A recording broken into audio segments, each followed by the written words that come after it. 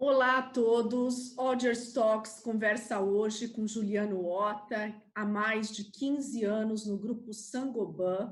Juliano Otta é diretor-geral da Saint-Gobain Distribuição no Brasil, que compreende as redes Telianorte e Tumeleiro. Já atuou também como diretor-geral da Saint-Gobain Plásticos de Performance e diretor de compras, marketing, vendas e de operações da própria Telianorte. Na Europa, trabalhou nas empresas Point P e DAI, empresas do grupo Saint-Gobain, tendo ocupado diversas posições nas áreas de controladoria, aquisições de empresa, marketing, compras, logística, operações e direção geral. Otta é graduado em Administração de Empresas pela Fundação Getúlio Vargas e possui mestrado pela École Supérieure de Commerce de Paris. Além disso, fez pós-graduação na Harvard Business School, General Management Program. Atualmente, o Juliano Otta é membro do Conselho do IDV, Instituto para o Desenvolvimento do Varejo, responsável pelo Comitê de Pessoas e Sustentabilidade.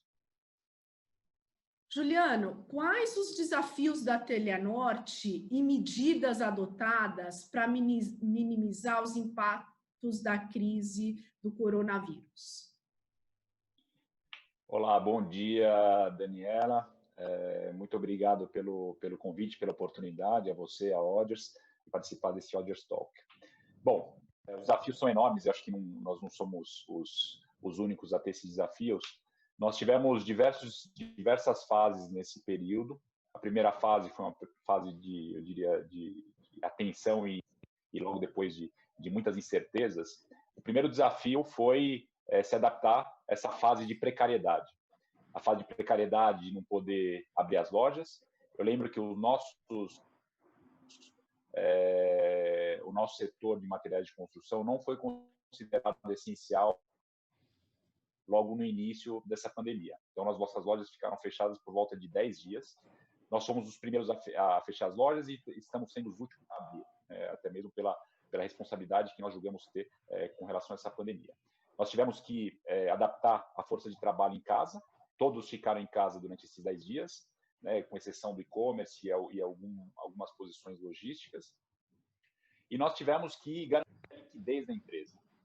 Garantir a liquidez da empresa, renegociando contratos, postergando pagamentos, sempre com conversa. E uma coisa que é importante destacar, a gente sempre fez isso com muita responsabilidade e equilíbrio, tentando trazer principalmente os elos mais fracos da cadeia para próximo da gente. Então, a gente pagou em prioridade os fornecedores menores e com aqueles maiores, a gente até usou as ferramentas que nós temos com os bancos de reverse factoring para ajudá-los nessa fase tão difícil. Então, a gente tem a noção de que todo mundo precisa ser nesse momento.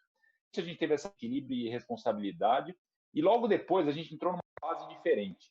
Né? Uma empresa de varejo, ela vive de vendas. Então, a gente está acostumado a motivar as pessoas por venda, por incentivos, premiações, e a gente viu que não era possível. Então, o segundo grande desafio que a gente teve foi de criar um propósito durante essa crise. E a gente viu que tinham duas palavras que faziam muito sentido para a gente, que era o cuidar e o vender. Cuidar e servir, na verdade. O cuidar, em primeiro lugar, era cuidar da saúde de todos, inclusive dos nossos clientes, mas principalmente dos nossos colaboradores.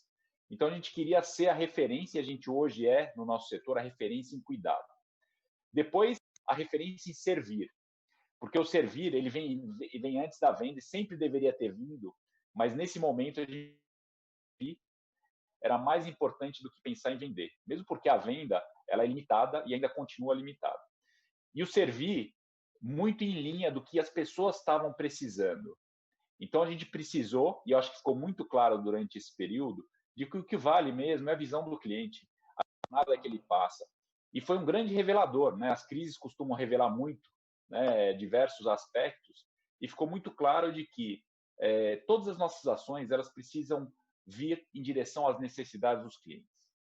Então, o foco não é o umbigo da empresa, realmente a perspectiva do cliente. E aí, a partir disso, Daniela, a gente começou a lançar 1 a 2 serviços por semana, e aqui a gente transformou a semana como se fosse um mês ou até um ano. Então, a gente trouxe tudo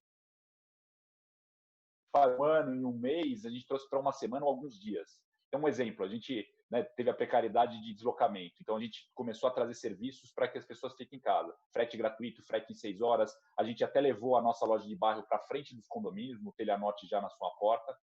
A gente viu que as pessoas têm precariedade financeira, a gente colocou todos os itens de manutenção a preço de custo e continua, ou seja, uma cultura de serviço.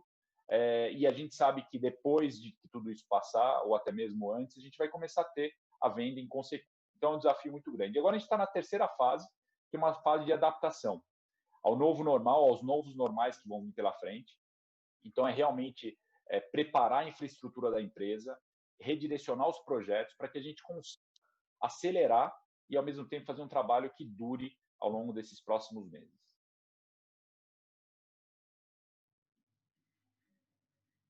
Vocês não fizeram nenhuma demissão por conta da pandemia. Como que vocês estão lidando com o engajamento das equipes, avaliação da estrutura organizacional e das lideranças, posições chaves, talvez realocação de colaboradores quando possível, a questão de remuneração?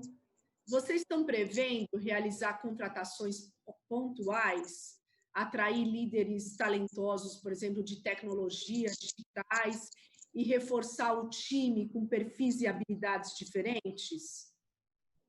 Sim, Daniela, nós realmente temos esse compromisso de não demitir ninguém por conta desse coronavírus. Logicamente, as estruturas vão mudar. E a gente tem sentido uma diferença já grande das necessidades de recursos. Certamente, nós vamos ter que reforçar, e já começamos a reforçar a equipe digital. Nós estamos contratando uma nova gerente de e-commerce para reforçar o time, que deve começar na próxima semana. Uma pessoa de conteúdo, um coordenador de conteúdo que vai cuidar tanto do conteúdo interno como da comunicação externa com as redes sociais. Estamos reforçando também o time de cadastro, ou seja, tem um grande reforço da equipe digital para dar conta dessas novas demandas que realmente aceleraram nesse período de pandemia. Nós também contratamos nesse meio da pandemia uma nova gerente de desenvolvimento humano, porque a gente vê que a gente vai ter que capacitar cada vez mais os líderes a lidar com essa situação, eventualmente até de trabalho virtual, mas principalmente a gente vê que hoje voltou à tona o que nunca saiu, mas que a gente esqueceu, que é o varejo como sendo um trabalho essencialmente humano. Por mais que a gente esteja virtualmente trabalhando ou distante fisicamente, a essência do trabalho ainda é humano. E a gente precisa de líderes cada vez mais capacitados a lidar com esse aspecto humano, com a empatia dos liderados. Então, isso é um aspecto muito importante. E a gente tem visto durante esse período que talentos estão surgindo. Então, a gente já realocou alguns talentos que a gente julgava talvez subaproveitados nesse período de pandemia em projetos específicos. Alguns deles vão continuar nesses projetos, alguns deles vão voltar para a situação anterior. Enfim, eu acho que é uma era de flexibilidade, mas certamente a gente vai precisar capacitar muito mais os líderes e os colaboradores nesse novo aspecto digital, inclusive para atender melhor os nossos clientes através da internet. Legal. O processo de compra, a gente sabe que mudou significativamente nos últimos anos, né? E acelerou mais ainda com a pandemia, com o consumidor muito mais informado dentro do ponto de venda, nesse caso, talvez agora nos canais digitais, e-commerce, marketplaces, empoderado pelos seus smartphones, né? E com mais altos níveis de exigência em termos de comunicação, de experiência do consumidor, que precisa ser transparente, envolvente, a velocidade de entrega, os serviços. Como que vocês estão repensando, como você está repensando o seu modelo de negócios em função dos novos hábitos dos seus consumidores? E como você falou, a gente sabe que o mundo é digital e o relacionamento é humano, né? Como humanizar o e-commerce e ajudar os clientes de meia idade ou baby boomers a acessar produtos e serviços digitais que talvez eles nunca tinham usado antes? De fato, teve uma explosão do digital. No nosso caso, o e-commerce, as vendas do e-commerce multiplicaram por 3 quando as lojas fecharam e continua crescendo. Não teve nenhuma queda depois que as lojas abriram. As categorias que subiram mais foram realmente aquelas relacionadas ao bem-estar. Então, a decoração multiplicou por 4, iluminação multiplicou por 2. Nós tivemos um grande aumento dos itens de manutenção, então elétrica, até mesmo pintura. Então, teve uma mudança grande já no perfil de consumo, porque as pessoas gastaram mais tempo em casa, ficaram olhando os defeitos, quiseram melhorias enquanto elas estão fazendo. Isso deve ficar. Muitas pessoas experimentaram pela primeira vez o que é comprar pela internet. E no nosso caso, eu tenho satisfação de dizer que eles ganharam confiança. O nosso nível de entrega, nosso nível de serviço, ele é de 100% nas entregas do e-commerce. Realmente é um índice muito bom e fez com que as pessoas que experimentaram queiram ficar porque elas ganharam confiança. Então, isso vai mudar. E o que a gente está vendo é que o consumidor ele vai manter esse hábito online. Certamente ele vai querer ir na loja, vai começar a querer e a ter mais confiança para ir para a loja, mas o que ele vai querer mesmo é ter uma experiência mista. Uma experiência mista em que ele compra pela internet, retire na loja. E por isso a gente tem que desenvolver cada vez mais essa multicanalidade, trazendo facilidade quando ele for retirar em loja, trazer fretes mais baratos, trazer essa flexibilidade de ele comprar em uma loja e retirar em outra, ou seja, todo esse debate de multicanalidade que precisa ser desenvolvido, de fato, nas operações, e a gente não é diferente. O que a gente vê é que, mesmo tendo uma operação online, a gente pode ser muito humano e caloroso. Eu vou dar um exemplo. Na nossa operação do e-commerce, a gente lançou uma entrega expressa de 6 horas, e para materiais de construção, 6 horas é muito rápido. E aí, a gente tem sido super eficiente, né, com um ROTIF de 100%, e a nossa equipe do e-commerce manda uma cartinha personalizada para cada cliente. E eu mesmo comprei 2 vezes, recebi uma cartinha personalizada, realmente que me fez quase chorar, e os clientes estão recebendo a mesma coisa, ou seja, a gente numa entrega de uma compra online está sendo mais caloroso do que num universo normal de compra, até mesmo numa loja. Ou seja, a proximidade ela não tem a ver com a distância. A proximidade e o calor humano ele tem a ver muito mais com a atitude e com a empatia. Você sendo empático, tendo uma atitude, você vai ser muito mais caloroso do que se você estivesse ao lado de uma pessoa, a 10 centímetros de uma pessoa, e não tendo isso que a gente tem e que eu tenho muito orgulho de constatar. O fechamento de países industriais como a China, uma boa parte da cadeia de suprimentos foi prejudicada e, além disso, tivemos a desvalorização do real. Acha que as empresas podem passar a fabricar em seus próprios países? Como que vocês estão repensando sua cadeia de suprimentos e como têm lidado com seus fornecedores? Nós nos preparamos bem no início dessa pandemia, porque a gente sabia que ia ter problema, e teve. Nós aumentamos um pouco o estoque antes do fechamento das fábricas, então a gente reforçou em mais de 5% o nosso estoque, mas depois que as vendas voltaram, né, aproximadamente 1 mês e meio, a gente começou a ter rupturas, e notadamente ruptura de produtos importados. Eu vou dar o exemplo de ferramentas. Né? Nós tivemos grandes problemas de ruptura de ferramentas porque eles estavam dependentes exclusivamente do mercado externo, sem produção local. Nosso segmento tem pouca importação direta. Nós importamos por volta de 5% só diretamente de países com menor custo, né? Principalmente a China.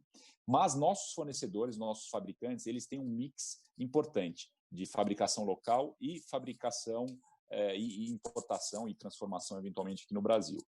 A gente vê que tem uma vontade de trazer isso para o Brasil, mas não é tão simples assim, porque a nossa indústria nem sempre é competitiva e eu acho que não deve ter uma mudança tão grande. O que talvez tenha uma mudança é no comportamento de abastecimento, da gente manter níveis de estoque de segurança maiores, porque qualquer crise pode acontecer amanhã, não necessariamente uma pandemia. Então, tem essa preocupação grande O que é importante, que é uma tendência que já vinha acontecendo e que talvez a gente tenha que acelerar, é maior visibilidade na cadeia. Então, os fornecedores terem maior visibilidade do nosso estoque, até mesmo poder nos ajudar a gerenciar o estoque, e vice-versa. A gente também tem uma visibilidade maior e, certamente, a colaboração entre os elos da cadeia, fornecedores e clientes, deve aumentar depois dessa pandemia.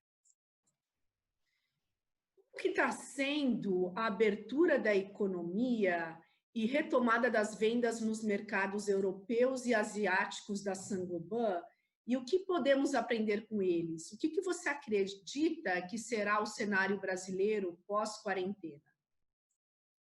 Nós tivemos cenários bem diferentes, inclusive no mesmo continente. Por exemplo, na Alemanha, a retomada das vendas foi muito forte logo após da primeira fase de crise ou de pânico. As vendas voltaram para patamares normais e, em alguns casos, até melhor do que antes.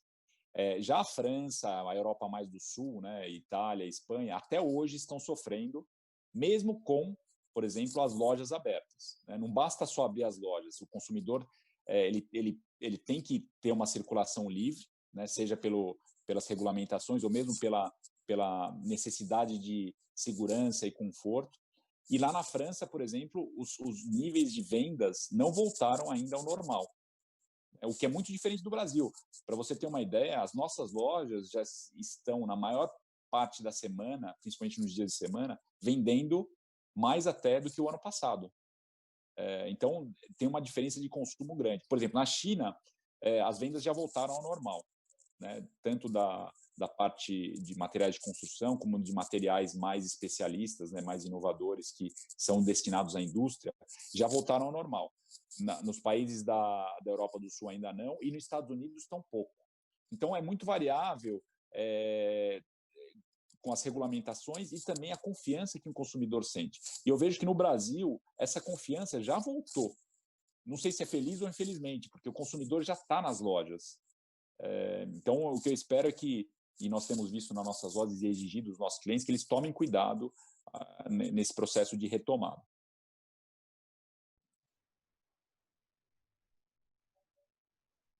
Muito obrigada, Juliano. Um prazer tê-lo conosco nesse segundo Odgers Talks de uma série de entrevistas com presidentes. Obrigado a você, Daniela, e a Odgers.